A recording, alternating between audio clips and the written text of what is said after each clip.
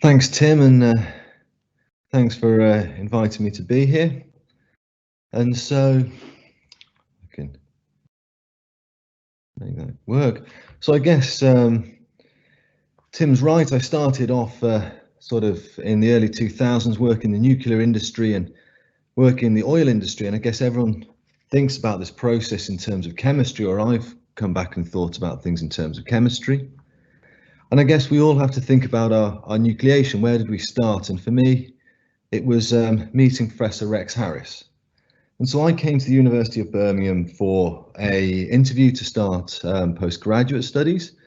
And I'd flown down, I was working at Hunterston B, I'd flown down and my ears had burst and I could hear nothing at this point. And I went and met a number of prospective academic supervisors, and I could hear nothing all day until I met Rex. And for all those that know Rex will know that you can hear Rex when he's speaking enthusiastically, and he spoke about hydrogen with such enthusiasm that this was someone I wanted to work with and wanted to work for. And so I started a one-year project with Rex, and then I transitioned into a PhD with UK Sheck and Professor David Book. But I liked this idea, and I started this idea really feeling the idea about this circular economy, this circular hydrogen process, where we could go round and we could split water, we could store and we could use it again, and how that, I think, reflects how I want life to be and how I think some of the parts of my career are going. And so I started off this UK Sheck PhD studentship, and we came up with this great idea of working on complex hydrides, and some work by Peter Edwards and by others in the UK at the time had done some work. And what we did is we took a metal chloride and some borohydrides, we ball milled them together to form these materials that contained a lot of hydrogen. So the idea of hydrogen storage was that we wanted to get as much hydrogen into a smaller space as possible.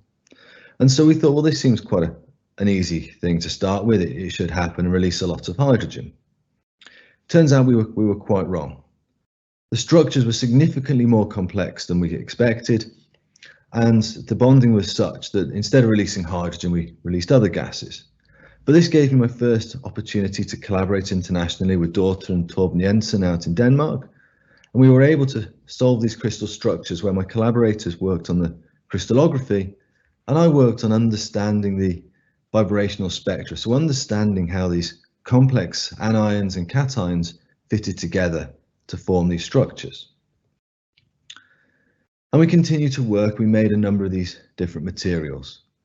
And what we had is materials that had a theoretical hydrogen capacity of 8.8 and 9.1 weight percent, releasing hydrogen at about 95 degrees, 103 degrees Celsius.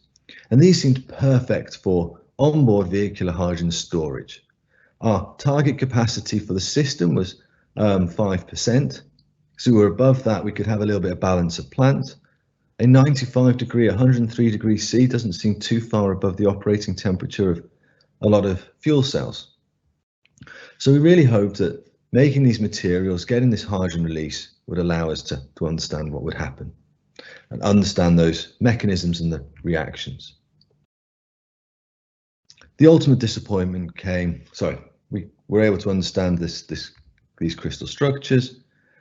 The disappointment came when we found out that the gases being released were predominantly hydrogen, but there was an awful lot of diborane with it, this B2H6 compound.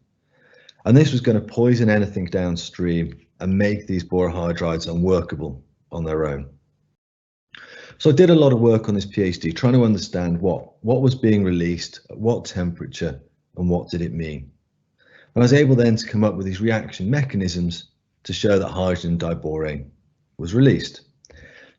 And this really was that nucleation of meeting Rex Harris, this propagation and growth through the PhD studentship, where I learned about the complex hydrides.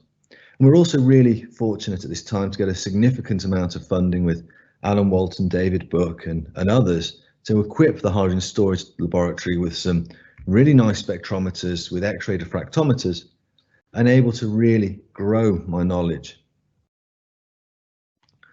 I then stayed part of the UK Sheck family into UK Sheck 2, where I got a RF position, PDRA position. And in this, we started to take things forward a lot more, designing bespoke cells to do these in situ reactions. Understanding what was going on in these reactions became increasingly more important. So we were needing to get hydrogen out, but why weren't they reversible? What was happening? And so one of the target case materials we took was this lithium borohydride. So 18.5 weight% theoretical capacity, but unfortunately we never released as much hydrogen as we expected. And so people would heat it up, and predominantly people used to use X-ray diffraction to understand these materials. So we're looking at crystalline phases only. There are some using in situ NMR, but in situ NMR is very difficult when you go through these phase transitions. And lithium borohydride, of course, melts at about 350, 380 degrees C. So I started using Raman spectroscopy to look at it. And what we were able to see is the formation of a lithium B12 H12 compound. And these turn out to be incredibly thermodynamically stable. They're effectively thermodynamic bricks that once we form them, there's no unforming them, there's no going back. So this then ended up being a bit of a side project looking at these lithium B12 H12s, which show good lithium ion conductivity in certain phases and certain structures. And collaborators out in Japan have taken that further into solid state electrolytes. But a lot of this then sort of transitioned through trying to understand this lithium BH4, this lithium borohydride compounds, and analyzing the data.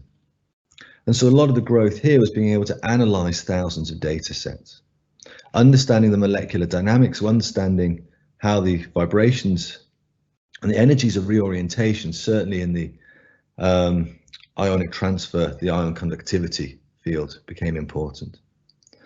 And so that was my UK SHEC and SuperGem hydrogen fuel cells. And so I continue to grow and develop this and look for new areas to work on. So variable pressure work, so increasing the pressure of hydrogen and understanding how hydrogen absorbs onto the surface of materials. So changing the pressure, cooling it down. So designing and building and calibrating a cell that can work from liquid nitrogen temperatures or almost liquid nitrogen temperatures up to 500 degrees C, and from high vacuum up to 100 bar hydrogen. Proves incredibly challenging, as all of those that work on hydrogen know that hydrogen is very good at thermal conducting. And so doing a lot of these measurements under different pressures, different gas pressures. Did a lot of work at phase change materials, so these perovskite piezoelectric materials, trying to understand, was there a metatropic phase boundary, or was it an orthorhombic phase, or how did they transition between them to get these really good properties in some of these compounds. And then on battery materials, looking at this phase mapping, so understanding what's happening at the electrode electrolyte interface, what's happening, and how do we then apply that to recycling. So if we understand how a battery's died, or how a battery has failed, or how far through its life it is, can we choose the right recycling or recovery method to use it on? So how my work on hydrogen has then enabled me to go into these new areas. 1 minute left, Dan, 1 minute left. Thanks, Tim. And so this battery recycling recovery, I've moved out into this area, and we're doing an awful lot of work in that area now. So using the same skills that I learned in these supergens, now applying it to the Faraday and starting to come back into hydrogen storage and hydrogen separation membranes. And so where do I see the future? And this is one of the questions. I see the future of hydrogen storage looking good. I think that we will have the right storage material for the right application. I don't think there's going to be one hydrogen storage material that fixes everything. And so I'm continuing to work on perovskite hydrides and complex hydrides for both aviation and hydrogen storage. And my last slide as part of this is me coming back on the full loop that I started off as a PhD student in UK SHEC. And now I'm part of the management board of directors of the SUSHI Centre for Doctoral Training, where we now have 67 students, where I'm supervising one and helping do modules and other bits for others, and we're working together. And it's exciting to see the next generation, and I'm worried I say that still wanting to be young, that a next cohort of students going forward still looking at sustainable hydrogen and what it holds in the future. And so that's all from me. Thank you very much.